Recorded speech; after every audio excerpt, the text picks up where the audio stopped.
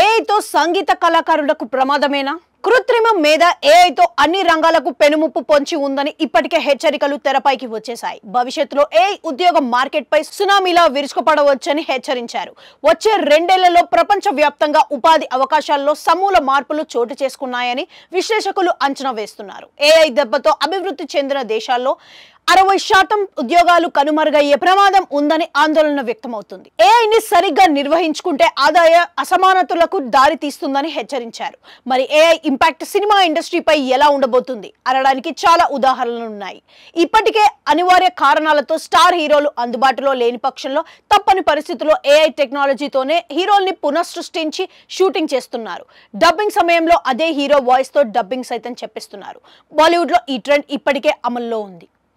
ఇంకా మరికొన్ని పరిశ్రమల్లోనూ అవసరాన్ని బట్టి ఏఐని వినియోగిస్తున్నారు. తాజాగా చాట్ జీపీటీలోని వచ్చిన కొత్త వర్షన్ సంగీత కళాకారులపై ప్రభావం చూపిస్తుందని అంచనా వేస్తున్నారు. పాట పాడటానికి కంపోజ్ చేయగల సామర్థ్యాన్ని ఏఐ కలిగి ఉంది.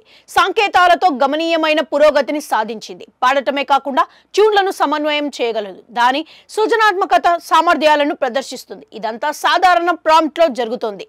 ప్రస్తుతం ఇది ఇంగ్లీషు, స్పానిష్ భాషల్లో మాత్రమే అందుబాటులో ఉంది. అయితే అదే ప్రక్రియ భారతీయ భాషల్లోకి అందుబాటులోకి వస్తే అతిపెద్ద ప్రమాదమే ఉంటుంది.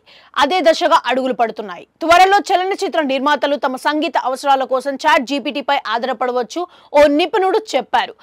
ఇదే జరిగితే సంగీత పరిశ్రమలోని కళాకారులు, సాంకేతిక నిపుణులు కెరీర్లు ప్రశ్నార్థకమే. సాహిత్యాన్ని పాటగా మార్చడంతో గాయకులు, సంగీత సర్వకర్తలు, ప్రోగ్రామర్లు, లైవ్ ఇన్స్ట్రుమెంట్ ప్లేయర్లు, సౌండ్ ఇంజనీర్లు ఇలా ఎంతో మంది పనిచేస్తారు. అదే పని ఏఐ చేస్తే వీరంతా ప్రమాదంలో పడ్డట్లే. సంగీతం బృందం ఒక పాట కోసమే కొన్ని రోజులు పనిచేస్తుంది. కానీ ఏఐ వందల కొద్ది ట్యూన్లను ఇవ్వగలదు. తద్వారా సమయం ఆదా అవుతుంది. ది బెస్ట్ ఎంపిక చేసుకోవడానికి ఎక్కువ సమయం పట్టదు.